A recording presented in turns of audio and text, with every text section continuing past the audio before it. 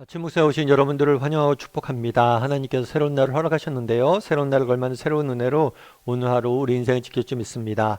오늘은 하나님 나라의 경제라는 제목을 가지고 신명기 15장 1절부터 23절까지 말씀을 좀 살펴봤으면 좋겠습니다. 1절부터 2절까지 말씀 같이 한번 읽어볼까요?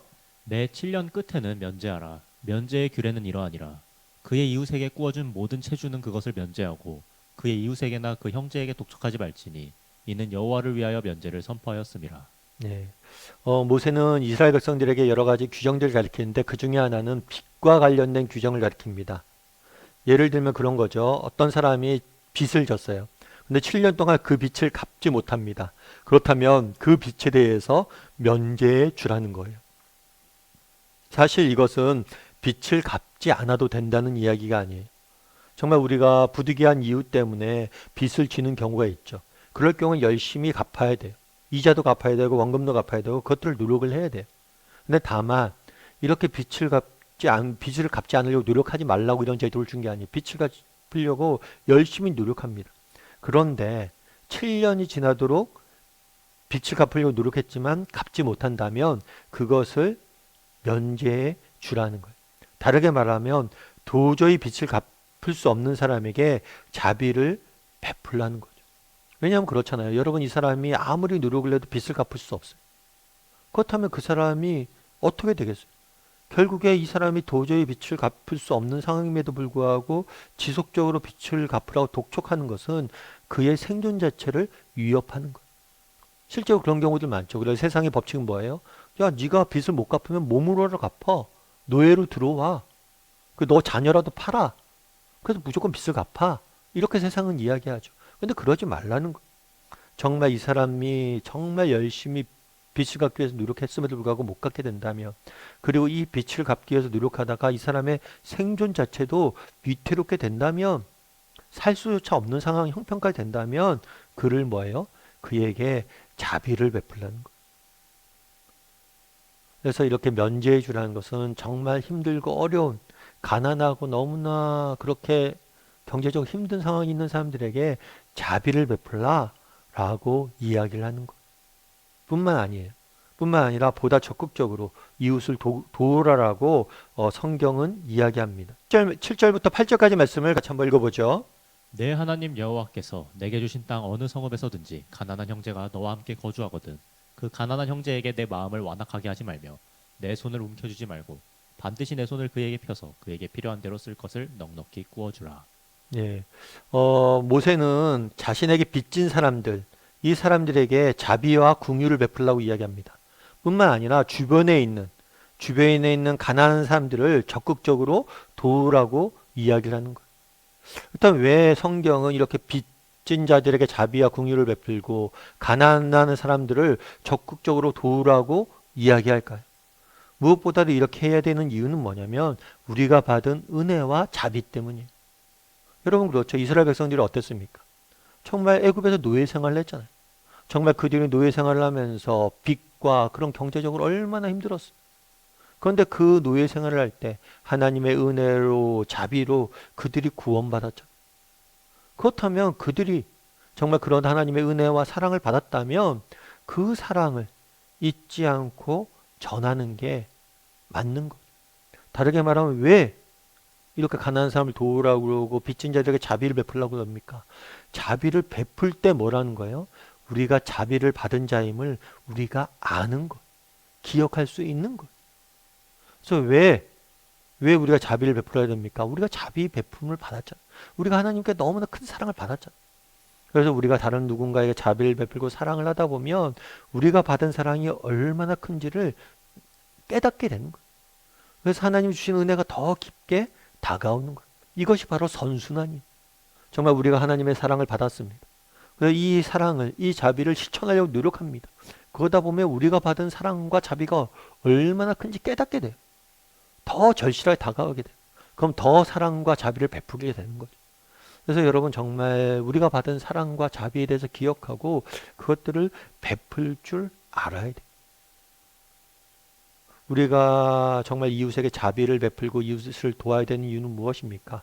우리가 그런 자비를, 사랑을 받은 존재이기 때문이 뿐만 아니라 정말 다른 사람을 도와야 되는 이유 중에 뭐가 있냐면 다른 사람을 사랑하고 섬길 때 참된 인생의 기쁨과 가치와 정말 의미를 발견할 수 있기 때문이에요. 왜 그럴까요? 삶의 본질은 사랑이기 때문이에요.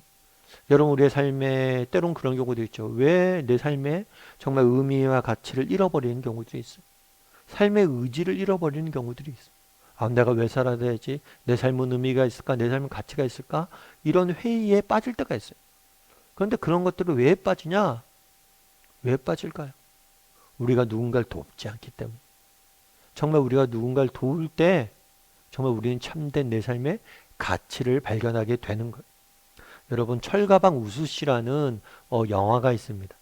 이 영화는 우수씨라는 사람에 대한 인생, 이 사람의 실화예요. 이 사람의 실제 실존 인물인데 이 사람의 인생을 영화한 작품이에요. 특별히 이 작품 같은 경우는 어떻게 되냐면 주인공인 최승식 씨뿐만 아니라 여기에 등장하는 뭐 음악 감독부터 시작해서 모든 사람, 제작하는 사람에 등장하는 배우나 전부 다 기부, 재능 기부로 이루어진 거예요. 그러니까 돈 한 푼 받지 않고 이 영화를 만들기로 한 거예요.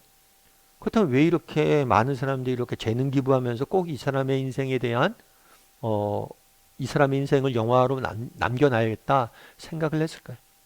사실 이 사람은 철가방 우수씨라는 제목처럼 특별한 사람이 아니에요.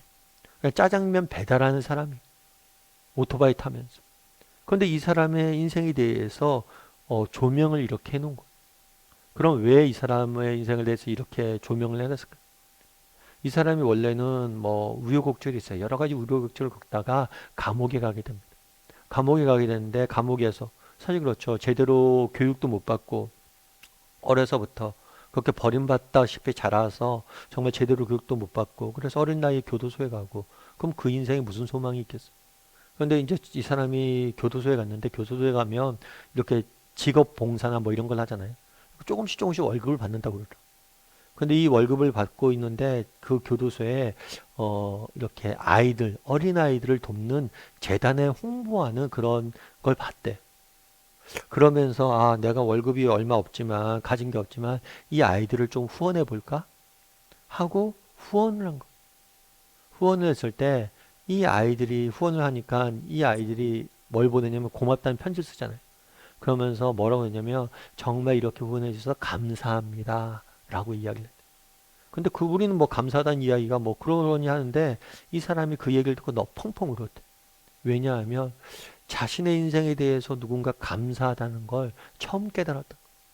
누군가 내 인생에 대해서 감사하다고 말하는 걸 처음 받았다. 그 감사하다는 이야기를 들었을 때, 아, 내 인생도 가치 없는 인생이 아니구나. 내 인생도 이렇게 끝낼 인생이 아니구나. 이런 생각이 든 거예요. 그러면서 교도소에 나와서 뭘 했냐면 이제 아까 얘기했던 것처럼 중국집 짜장면 배달을 했잖아요. 그럼 뭐 월급이 얼마나 되겠어요? 그거 가지고 자기 고시원비 내고 정말 나머지 돈을 가지고 아껴서 계속 아이들을 후원했던 거. 특별히 가족들이 없으니까 자기가 이제 사망보험금도 이 재단에 후원하게 된 거. 그러다 교통사고를 당해서 죽게 됐어. 죽었는데 정말 사망보험금을 이 재단에 후원할 수 다 해놓은 거. 이게 사람들이 감동을 받아서 정말 이 사람의 삶을 영화로 만들었다는 거. 여러분, 누군가가 나에게 감사하다고 말하는 사람이 있어요. 여러분, 왜 다른 사람을 도우라고 그럽니까? 왜 너희가 섬김의 삶을 살라고 성경은 이야기합니까?